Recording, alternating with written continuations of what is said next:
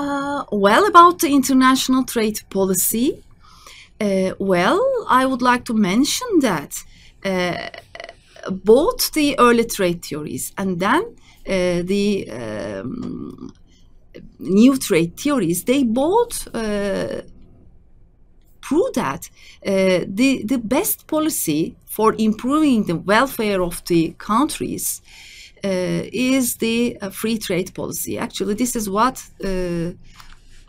nearly all the trade theories try to explain or prove. While this is the case, or while this is what the trade theory tells us, today we have countries restricting their trade, or in other words, although the positive welfare effects of the free trade are proved, countries still restricting their trade. So why do the countries do that? Here we have two traditional aims. The first one, to protect domestic producers.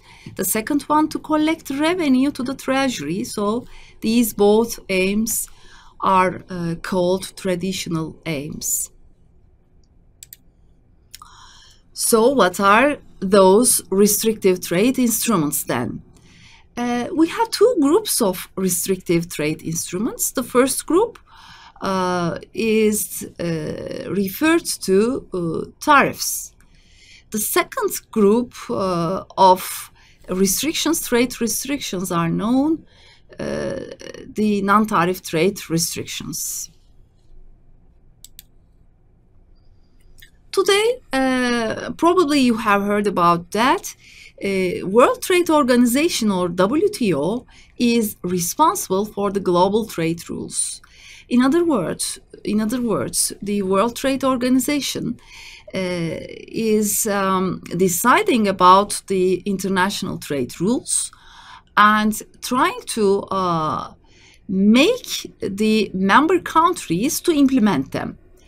And I would like to tell you that as of 2018, the number of the member countries of the WTO is like 164. So nearly all the countries around the globe are the members of the World Trade Organization. Apart from the real side of international economics, which I have already mentioned, we have the monetary side of international economics under the title of foreign exchange rates, foreign exchange market, and foreign exchange rate systems. Well, an international transaction requires at least two different national currencies. And here comes the meaning of the foreign exchange rate. So what is the meaning of a foreign exchange rate? The price of one country's currency expressed in terms of another country's currency is called foreign exchange rate. And the foreign exchange market is different than the commodities market. Well, there are actually three main differences, which you can see them at the chapter in the book, in your book. But very briefly, the foreign exchange, the participants of the foreign exchange market need not to meet. In other words, the market can organize the transactions without meeting the participants, because we know that because of the improvements in technology and because of the increased usage of internet, the buyers and the sellers of foreign exchange does not have to come together or meet at a marketplace. They can do their transactions without meeting. And what else? A foreign exchange market resembles like a perfectly competitive market.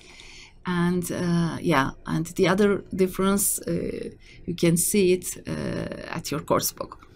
So that's because of these differences, it is different than the commodities market.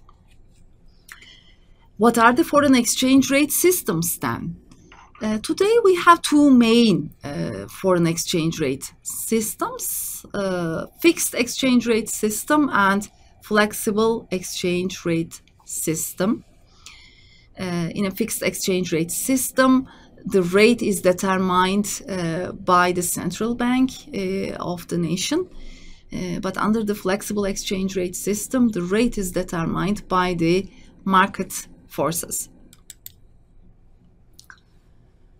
Then it comes to the balance of payments. This is again a part of the monetary aspects of international economics. Balance of payments of an economy is a summary statement of all the economic transactions made by the foreign currency. So you can easily imagine that within a balance of payments of an economy, there are the international trade transactions. And other international transactions are the international capital movements, referring to the portfolio investments and foreign direct investments. So,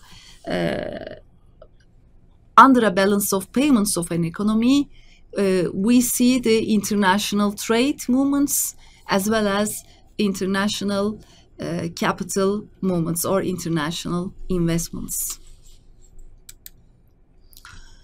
The balance of payments is composed of the credit international transactions and debit international transactions. And for the accounting purposes, the balance of payments of an economy should be equalized, or there should be a balance within the balance of payments for accounting purposes. That's why each international transaction has a credit and a debit side. What are the main accounts of the balance of payments? There are actually two main accounts. The first one is the current account, and the second one is the capital and financial account. In principle, the current account should be balanced or should be accommodated by the capital and financial account. If not, then the official reserves should be used in order to accommodate this balance.